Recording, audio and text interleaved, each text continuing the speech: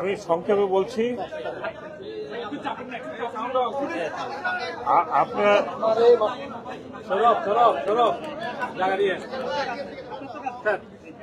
আমি সংক্ষেপে বলছি, আমি এ পর্যন্ত 3টা মিটিং করেছি। দুটো, একটা হচ্ছে জাতীয়তাবাদী শ্রমিক দল, আরেকটা হচ্ছে ইসলামিক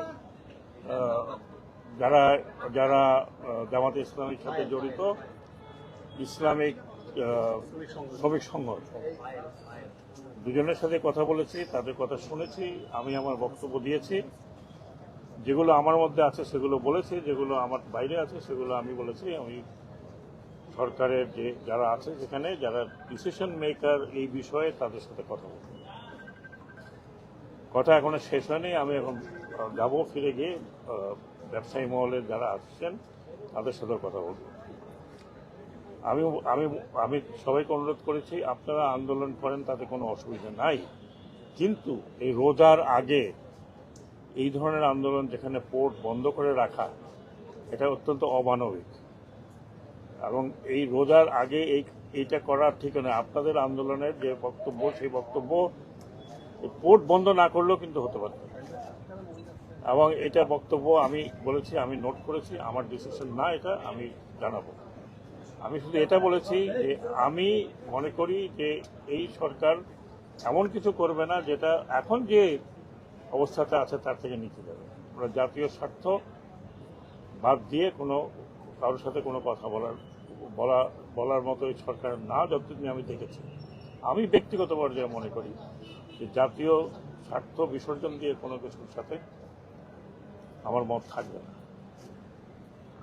কিন্তু পোর্ট বন্ধ রাখা কারোরও কোনো এখতিয়ার নাই, এবং সেটার জন্য যদি পোর্ট ওনারা, যেমন আজকে এই এভিয়েশন ফিউল আটকে আছে, আজকে আনার চেষ্টা হচ্ছে।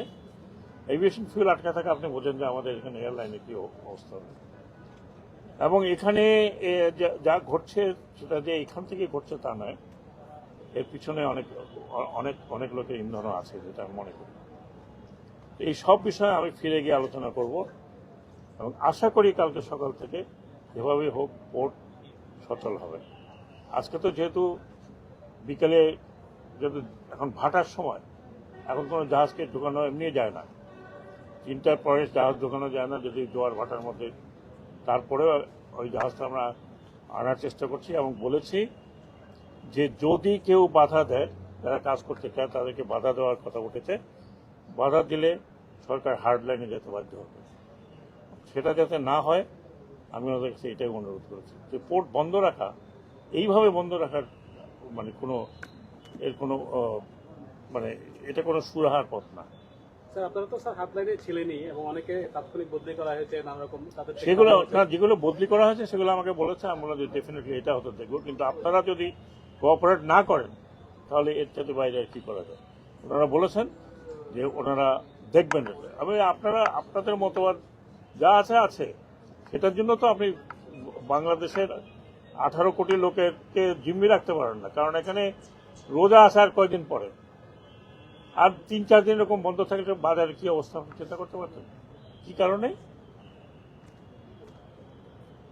আপনাদের জেদের কারণে।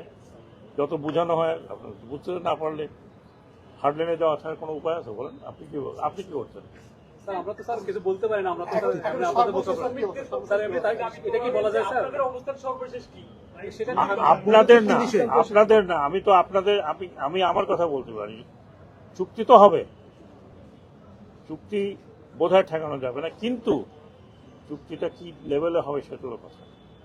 সেটা আমার বক্তব্য আমি দিয়ে এসছি একদম পরিষ্কার, এবং আমি কোর্টও ওই বক্তব্যের সাথে একমত হয়েছে, অনেক একমত হয়েছে। এটাতে আশা করি না যে কোনো কিছু চাপাইয়া দেওয়ার মতো কোনো কিছু এই সরকার করবে। এটাও আমি বলতে পারবো না, এখনো চলছে। আরেকটা কথা বলি আপনাকে পরিষ্কার, যে কেউ বলে এত তড়িঘড়ি না, প্রায় 3 মাস থেকে নেগোসিয়েশন চলছে, আপনারা অনেকেই জানেন। এখানেও লোকজন আসছে, সে কবে থেকে 6 মাস বলতে পারে। তো আমি বলেছি আপনাদের কথা, আমি যেখানে যাওয়ার কথা সেখানে পৌঁছাবো।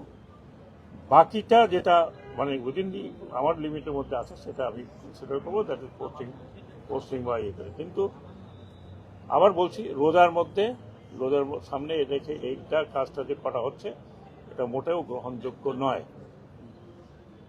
যদিও আমরা মানে ওইরকমভাবে বলবো না যে গত সরকার যেভাবে করেছে ঠিক সেভাবে না, এটা গ্রহণযোগ্য নয়। কারণ এটা মানুষকে কষ্ট দেওয়া, আর এই কষ্টর ভাগ কারা নেবে, দায়িত্ব কে নেবে? সবারই দায়িত্ব। ওনারা বলেন এনাদের সমস্যা, ওনারা বলেন ওদের সমস্যা। তো আমি বলেছি যে আপনারা এই কোর্টে 30 বছর কেউ চাকরি করেছেন, কেউ 29 বছর চাকরি করেছেন, 21 বছর চাকরি করেছেন। কোর্টের মধ্যে আমার চাইতে মায়া তো আপনাদের বেশি থাকার কথা। স্যার আজকে 6 দিন স্যার মানে এই স্ট্রাইকটা চলতেছে, একটু লেট হয়ে গেল কিনা, অনেক তো স্ট্রাইক হয়ে গেছে। আর স্যার যে মানে আর আপনার কথায় ওরা কি আশ্বস্ত হয়েছে? স্যার বৈঠকটা তাহলে ফলপ্রসূ হলো না স্যার এরকম। মানে ওরা তো কোন মিস না তাহলে স্যার, আমি তো অ্যাড করি স্যার, আপনার কথায় কি ওরা আশ্বস্ত হয়েছে? তারা কি তাদের যে কর্মব্রতী, আমি বলেছি আশ্বস্ত হওয়ার কথা। যদি আশ্বস্ত না হয় তাহলে মনে করব যে তাদের পিছনে অন্য কোনো উদ্দেশ্য আছে। যদি আশ্বস্ত না হয়েছে আপনাকে হারডানে যাবেন?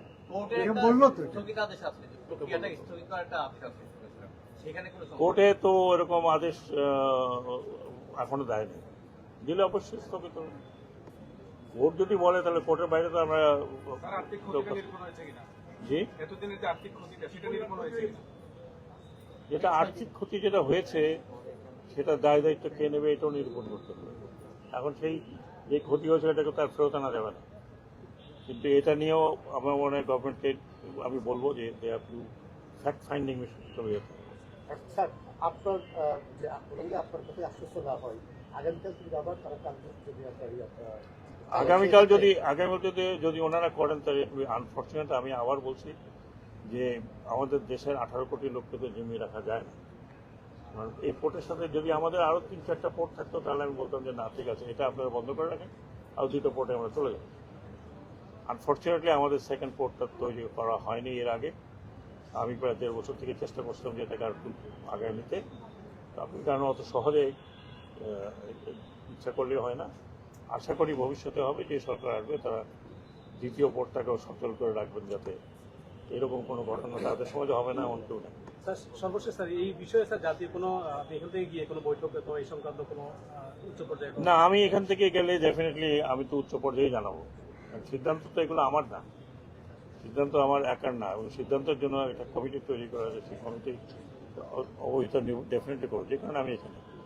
কিন্তু আবার বলি, পোর্ট যদি কালকে সকাল থেকে আজকে যেহেতু সময় চলে গেছে মাথায় না হয়, তাহলে হয়তো সরকার অন্যভাবে চিন্তা করবে। ধন্যবাদ। Thank you.